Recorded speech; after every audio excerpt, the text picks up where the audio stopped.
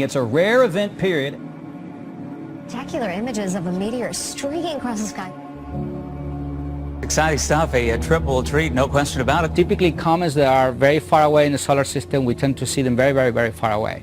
So this comet for us is like, passing in our neighborhood. A warning about the images that we're about to show you now. Some of you might find them a bit distressing. Rescuers are trying to save a number of whales washed up on a beach in New Zealand. This is one of the largest mass whale strandings in New Zealand's history. Look at that, it's very interesting. Conservation officials aren't sure what caused the whales to strand themselves. It's unprecedented, virtually. We went out and saw one of the biggest strandings I've ever seen. New tonight, thousands of dead bees are washing up on a popular beach in Naples. And as you can see, not just dead ones, but ones that are alive too. A bee expert I spoke to on the phone today says this is very unusual behavior for the bees. A plague of vast proportions. Countless locusts have swarmed Bolivia, causing the government to raise the alarm.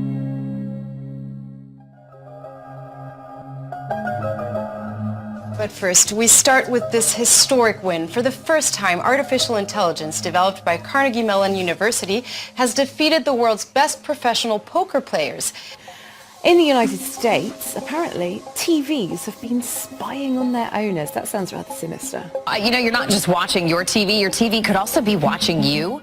Federal regulators accuse Vizio of tracking TV viewing habits second by second on 11 million TVs. It wasn't just your viewing habits. They were combining all of this with all sorts of other information about you, household income, sex, marital status. A really invasive picture was being put together. You just have to be mindful that these things have the technology to transmit data, and they could be doing it. All right, it is interesting. But lastly, as Daniel explained, it would be also a time of unprecedented or unparalleled and exponential change. Even the creators of this technology say that because it permanently changes our genes, it may carry terrible risks. Meanwhile, another conservative group rejected from a college campus, this time at Santa Clara University in Northern California. The reason? Well, take a listen. Right now, there are a lot of people in this audience, a lot of people that are contacting me on my phone right now that just don't feel safe with this club being here. The amount of students that would feel unsafe. They are a direct threat to me. It's not infringing on your free speech to say we don't want this organization on campus. They don't want that organization on campus. We stand for free markets in the Constitution. I'm still trying to figure out how that makes college students feel unsafe, but they found some backwards reverse engineering way to see that we standing for freedom somehow makes them feel unsafe, and because of that they've barred our organization from existing and our students' right to assemble.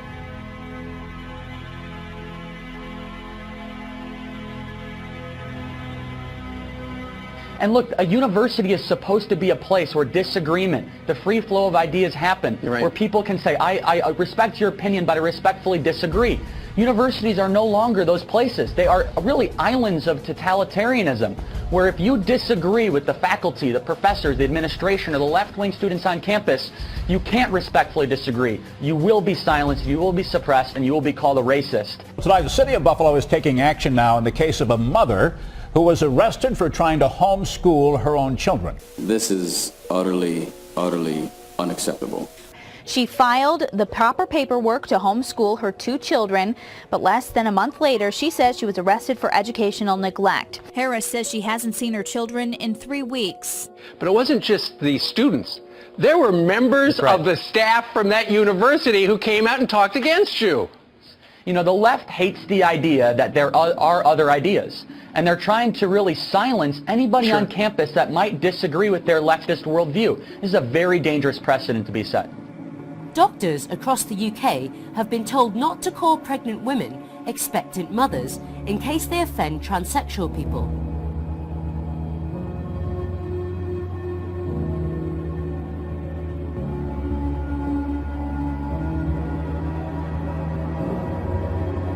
Issued by the British Medical Association instructs staff to use the term pregnant people instead.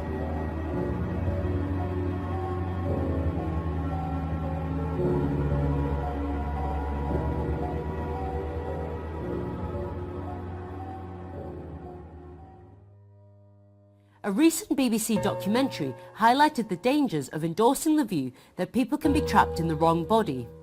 Transgender Kids, Who Knows Best featured Lou, who became convinced by pro-trans activists she had to transition or die. And knowledge will increase, and the increase there implies exponential knowledge increase. In other words, that knowledge throughout human history has stayed pretty level until the time in which we live. It's estimated that the amount of information, just published information, has increased in the last 50 years by 200 trillion times, which is a pretty amazing growth in information. Rapid advances are being made in the field of artificial intelligence as the world prepares for the fourth industrial revolution. And we are now in what we call the fourth stage of the Industrial Revolution, or Industrial Revolution 4.0 is the way we refer to it, since everything seems to be taking on computer technology.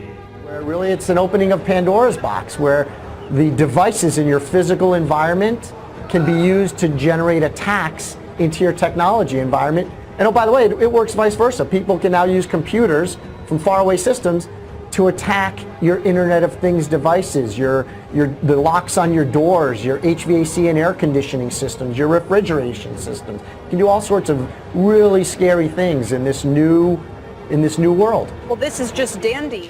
Except Amazon is opening up their first smart store this year in Seattle.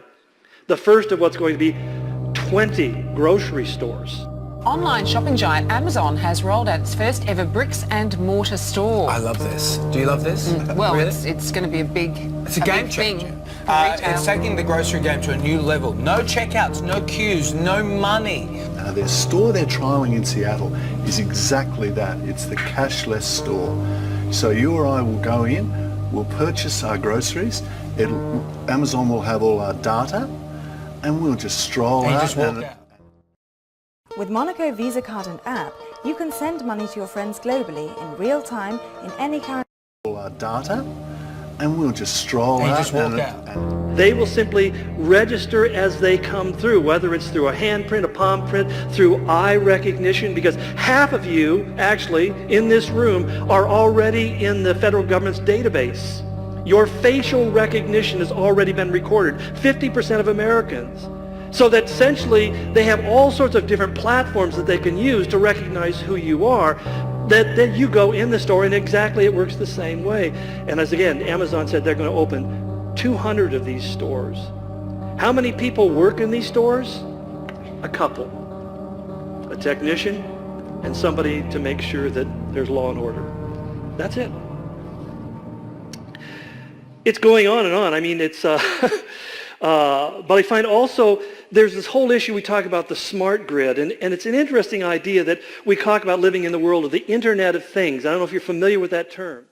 Well, the Internet of Things, we all see it, right? Our toaster, our refrigerator can be connected, but over and over we're seeing more devices that people are wearing. See, currently IPv4, which is the system that runs most internets, only has 4 billion addresses. And you realize we have over almost 7 billion people on the planet. That means that address is assigned to whatever device you're using, whether it's your smartphone or your laptop or your computer at home or whatever it is. It has an IP address that's your address, and it sends everything that's for you to that address, and that's how you get your email. So they said we need to expand that, and it's really developing beyond anything I can really comprehend into IP version 6, which is an interesting number.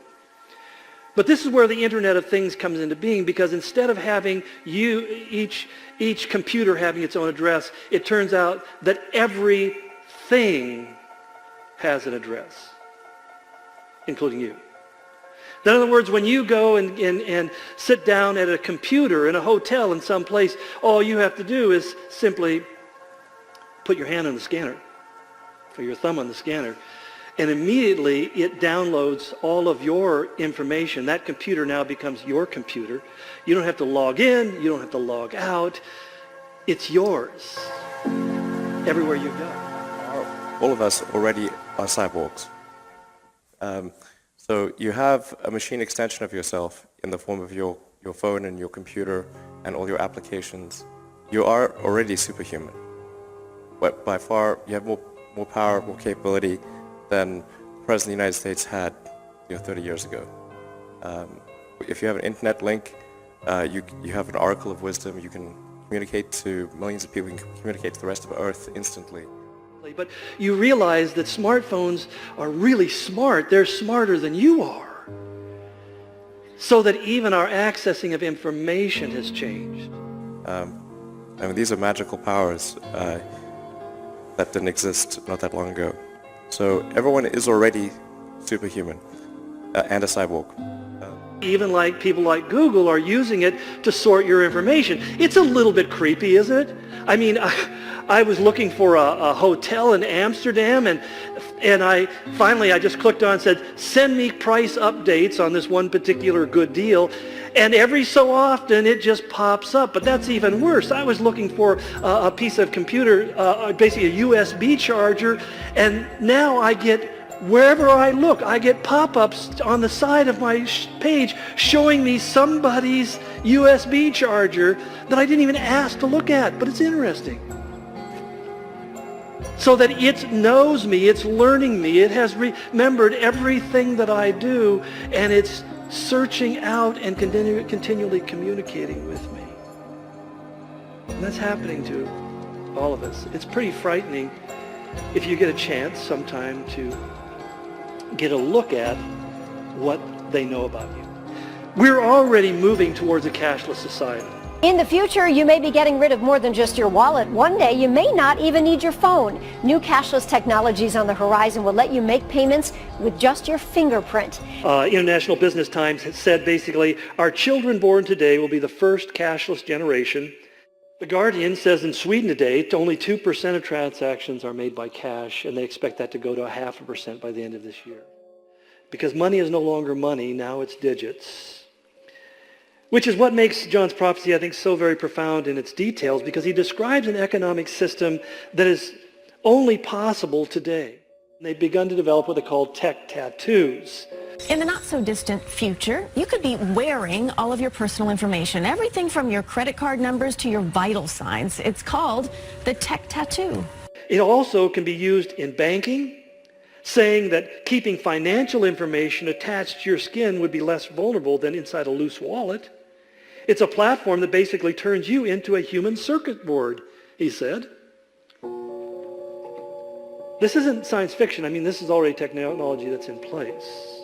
He said the supranational sovereignty. In other words, this is a sovereignty, a governorship, a rulership of the world that's above nations. Sovereignty that's ruled by an intellectual elite and world bankers. Okay, that's the picture. Well, I think that over the last many years, people have talked about how technology is going to replace people. It's actually happening now. And I don't think that many companies, and I don't think the public is really set up for this. That artificial intelligence and robotics will lead to the elimination. The estimate is it's going to lead to the elimination in the next 20 years, or let's say by 2030, which is less than 20 years. Get this, it's going to lead to the elimination of 2 billion jobs. Half the world's total jobs.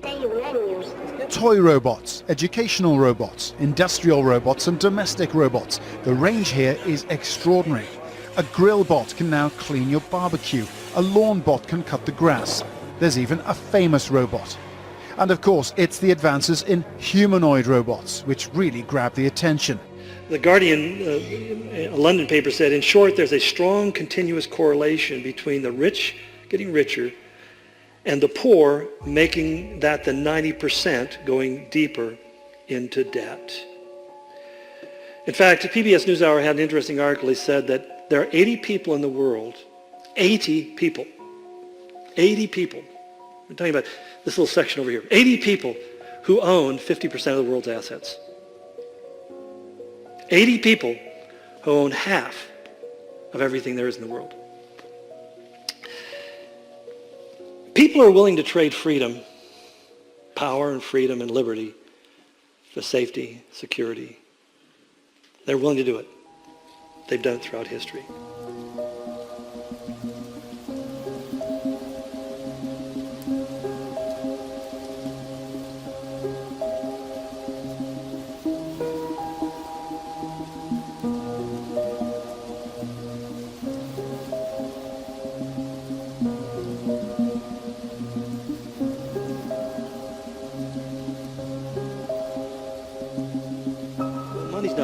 what people do with it. It's a love of money that becomes the evil. The technology is not evil. It's what people do with the technology that becomes evil. And what I'm saying is the Antichrist is going to usurp this technology to create this system whereby he can control the universe. And so for those of you who just are doing online banking, don't panic. You're not worshiping the Antichrist. But understand it's a sign of what's coming, and there will become a day where people will be given that choice. I go back to what Peter said. If these things are so, what manner of people ought we to live? Or how should we live? How are we living, Lord? Are we living like people who think